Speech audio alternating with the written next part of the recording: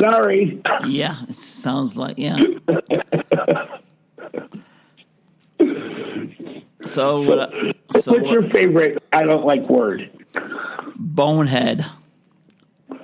How can Ooh, that's a good one. How can you be a bonehead? You bonehead. And then the other one is you said was you pulled a boner. And when I think about that, when I think about that, I say, oh my, the word boner. I mean, when I was in school, we say you boner. It's like, and then we would, and then say, Jim pulled a boner. He had a boner. And I don't know, it was kind of funny. Did you, when you were in high school, did you guys have some sort of thing going on between the guys where they would just whack you in the nuts? Somebody would just come up to you and just whack you in the nuts and I gotcha kind of thing. When you were a freshman, did you guys ever go through that phase? Yeah, when you were a freshman, they would do that, or they would, or wedgies. Wedgies were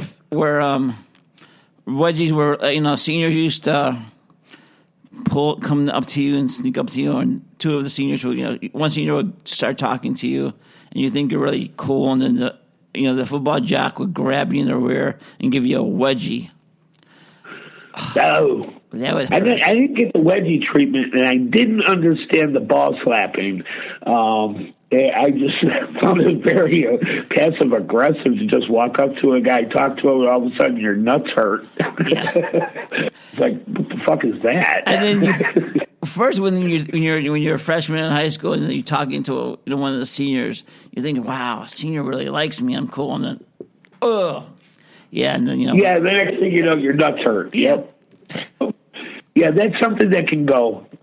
We can stop doing that anytime. I think so too. I mean, I don't know. I know. It's just, have you been whacking the balls lately? No. Write us an email. Let us know how that went. I was talking to a friend of mine recently at work, and he was talking when he was a freshman in high school. My friend Harry. They used to play. Remember, you ever play bombardment or the dodgeball when you were in high school? Yeah, I love those two. Yes. Yes, and then he said when he was a freshman, the freshmen would play against the seniors. They're all football jocks or the wastrel, and then they used to beat the shit out of them so bad. And I'm thinking, wow. Sorry. Yeah, I don't know how bombardment became such a sport that caught on with the schools, other than they had a lack of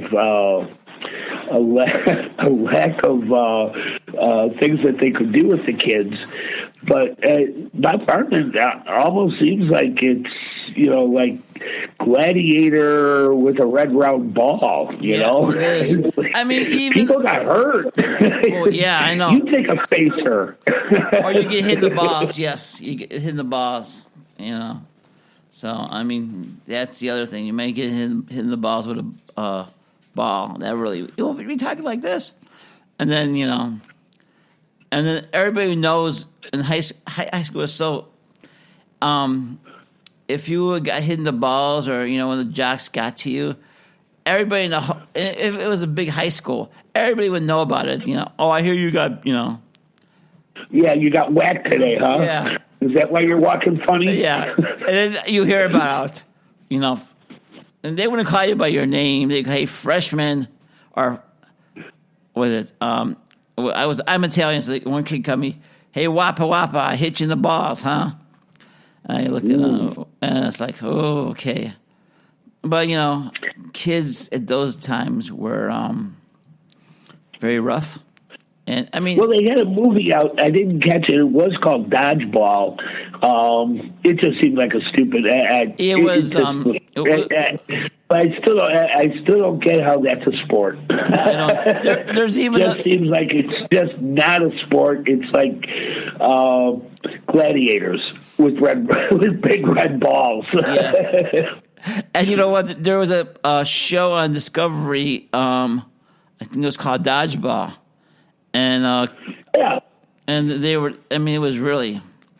I mean, the 15-year-old in me would love that kind of stuff. I mean, the 15-year-old, the 15-year-old me loves, the Three Stooges when they smack each other around, There's a lot to be said about the Three Stooges.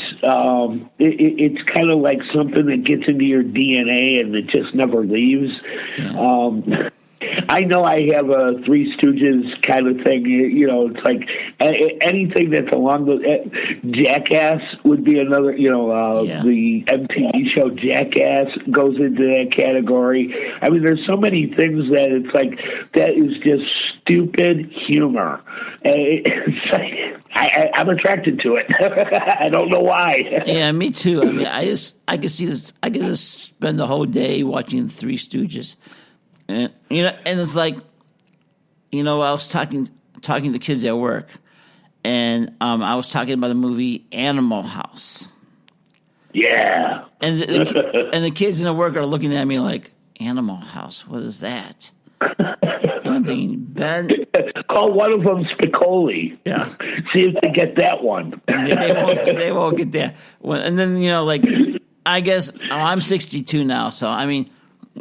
Celebrated my birthday a couple of days ago. But I mean, these kids I talk to are like 19 and 20 and 21, and there's like, really? What's I go the Blues Brothers, and they said, what's that? And then they're asking me about this rapper who died named King Vong or Bong. So I said, I never heard of him. I guess days when we were younger. I mean, or when I was younger, you're still young. I'm 2 years behind you. I'm right there with you, buddy. There was music. There was like, I can't criticize rap music because my parents didn't like the Beatles or the Beatles or the Stones, or even Led Zeppelin. I mean. So my parents were from Italy, so they liked all the Italian music they grew up with. And I think we're like the same way. I'm really into the blues, really, good. And I was telling a kid that Jim Belushi is opening up his own pot farm in Washington State. Yeah, I heard about that. Good for him. Good for him. I hear it's a good investment. I think so too. I mean, I think, I don't know. I've known a lot of guys who drank a lot and got real sick. I know a lot of guys who smoked a lot and they got sick too. But I think pot is less damaging to your body if you don't do it a lot. I mean, and it's much more healthier. Yeah, moderation, they call it, I guess. Yeah, I mean, I think that's much more wiser. But I'm not a doctor, so I don't even smoke or drink anymore because I have asthma and I don't want to screw up my system. So, I mean... Well, I used to be a really good drinker, and that's why I quit. I was really good at it. Me too. I used to get too stupid. Probably not a good thing. I used to get too stupid, you know what I mean? I used to get stupid when I drank. I don't know about anybody else, but I got stupid, I would tell anybody, I love you, and I didn't know who the hell the person was. And then I would walk in with like $500 in my wallet, and then come out of the bar with not even money to get home. You know what I mean? That's how stupid. Buying rounds. Yeah, buying rounds. Buying rounds. Yep. Yeah. Nothing wrong with that. I was making good money with overtime and everything back in the day, and I had no problem buying rounds. Me too. And we were having fun.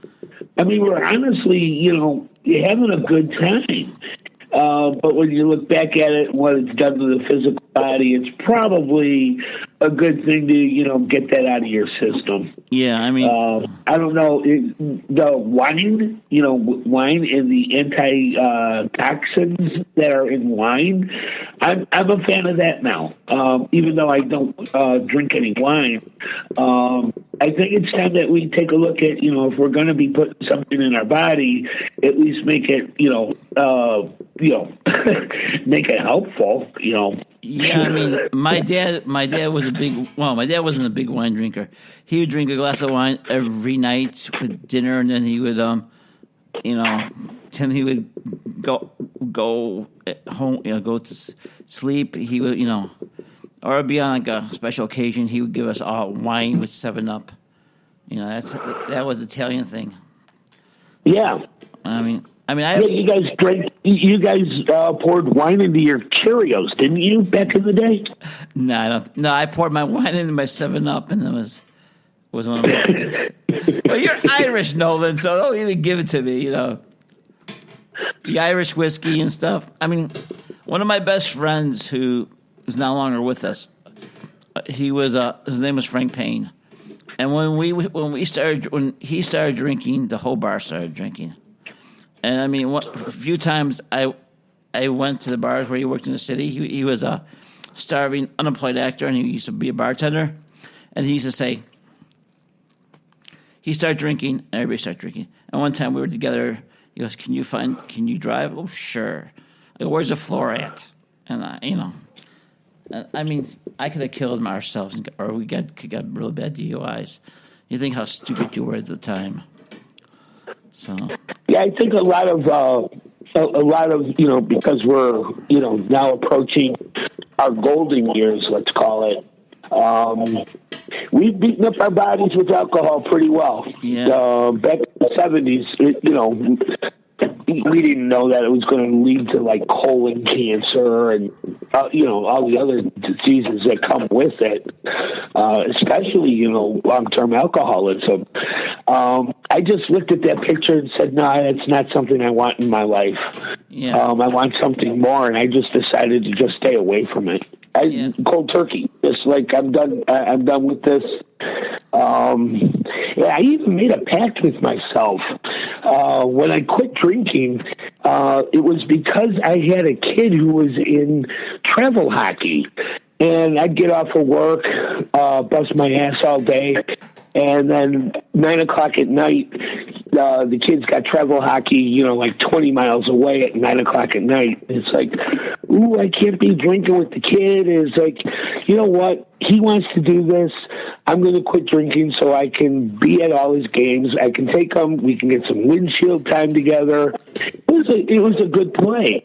And then when he quit hockey, I was like really mad about it. And it wasn't about him being a quitter. It turns out that it was, I'm not going to get to spend that time with him anymore. And I was really sideways with that. And it's like, well, screw it. I can go back to drinking now. And I thought to myself, well, if I go back to drinking, I'm probably not going to make it to 65. So I am going to stop drinking until I'm 65, and I'm going to blow the top off of that motherfucker. I'm going to wake up in Amsterdam and do some catching up, or it's like I got this plan. But I'm going to stick with the plan. I think I like the idea of maybe moderation until I'm 65, just so I can get to 65.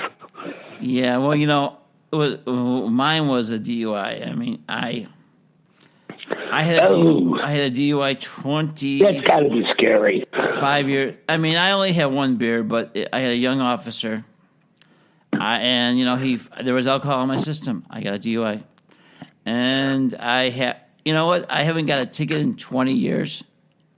Can you believe that? I haven't got any driving. I haven't got any speeding tickets or anything.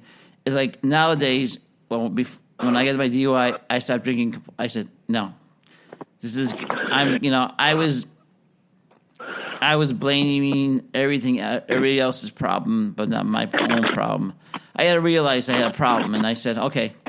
I broke up with a girl. She married my best friend. She married a good friend of mine, and yeah. I mean, so it was all that stuff came on, and you know what? When that happened, I should have just went. When she broke up with me, I should have went for help, talked to a psychiatrist or a counselor, and maybe I would have not got a DUI if I did that. But I did. It was 20 years ago, and I tried to get the state to get it off my record. And the state of Illinois said, no, you have a DUI. It's going to go with you to life. I was the one who screwed up. I was the one who fucked up, and just don't drink.